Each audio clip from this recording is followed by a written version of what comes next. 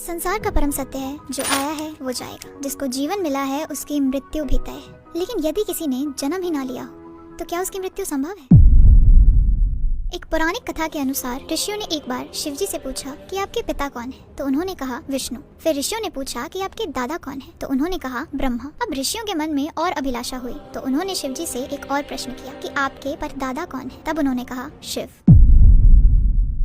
वेदों में शिव के जन्म की बात कहीं नहीं बताई गई है। शिव पुराण के अनुसार शिव स्वयंभू हैं, जिसका अर्थ है कि वे अजन्मा हैं। वे न आदि हैं और न अंत। जब कुछ नहीं था तब शिव थे, और जब सब कुछ नष्ट हो जाएगा तब भी उनका अस्तित्व रहेगा। इसी कारण से महादेव को आदि देव भी कहा जाता है, यानी कि सबसे पुराने देव। भगवान शंकर के चरित्र बड़े ही उदात्त एवं अनुकंपा पूर्ण है। ये ज्ञान, वैराग्य तथा साधुता के परम आदर्श है। इनके समान न कोई दाता है, न तपस्वी, न ज्ञानी है, न त्यागी। ये सदा सब वस्तुओं से परिपूर्ण है। किसी मनुष्य में इतनी शक्ति नहीं जो शिव को जान सके, और इसीलिए कहा जाता है कि शिव को जानो नहीं, शिव को मानो, क्योंकि जिन्होंने भी इन्हें जानने की कोशिश की उन्हें चमत्कार के अलावा कुछ हाथ नहीं लगा।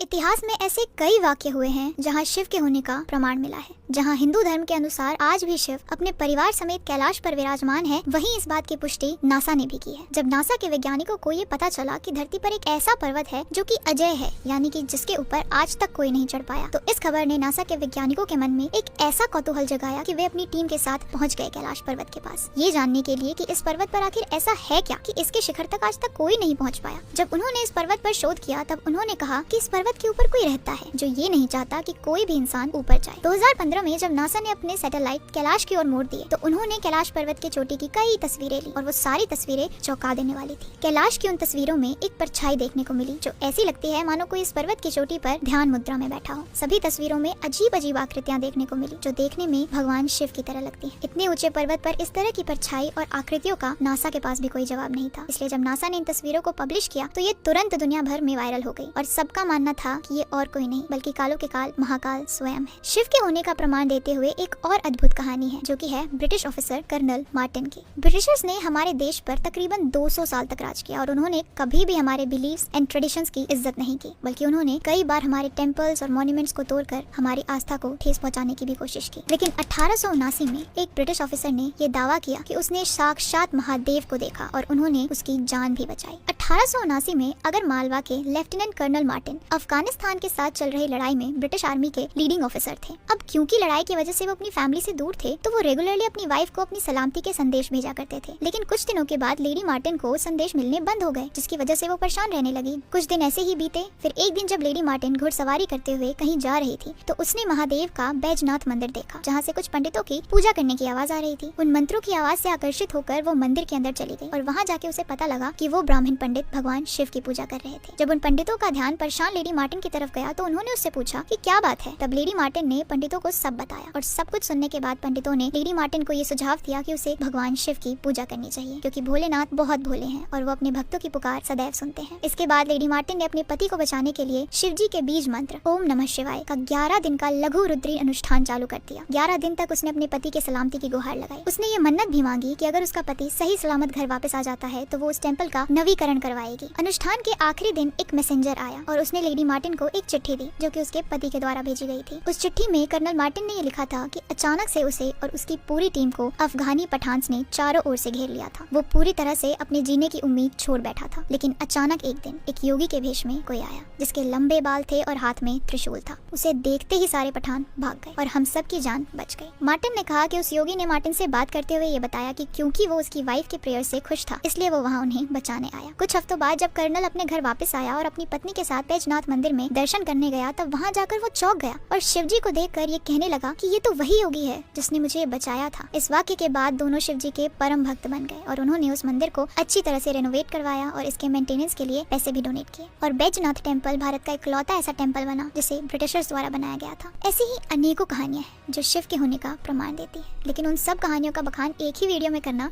असंभव है। इसलिए मैंने पहले भी कहा था कि शिव को जानने की कोशिश मत करो, उन्हें तो बस मानो।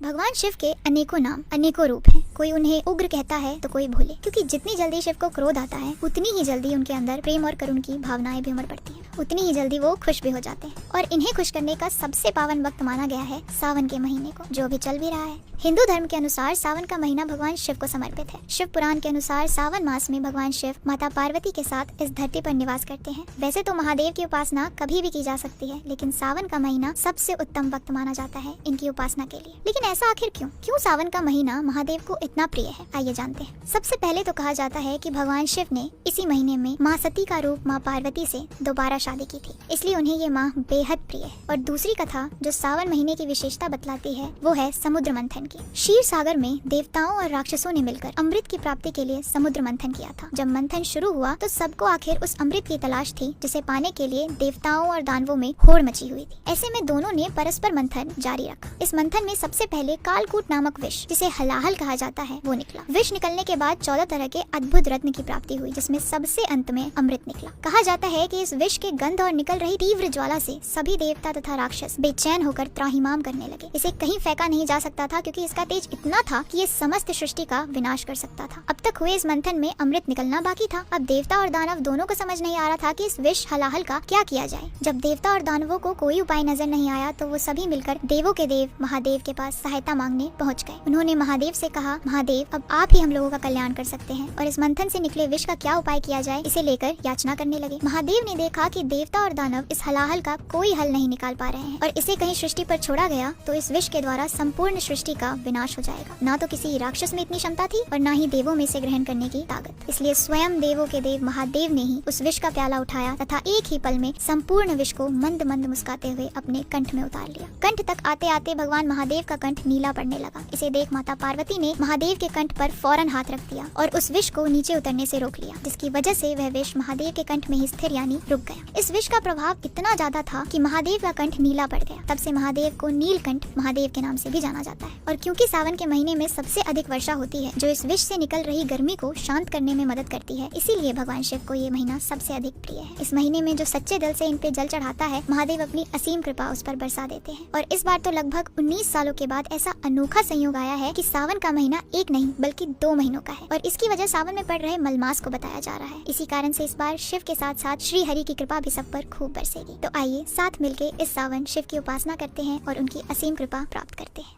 हर हर महादेव।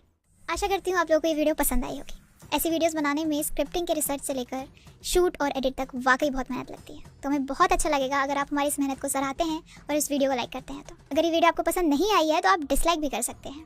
और यदि आपके मन में कुछ विचार हैं इस वीडियो से रिलेटेड जो आप हमसे शेयर करना चाहते हैं, then comment section is all yours.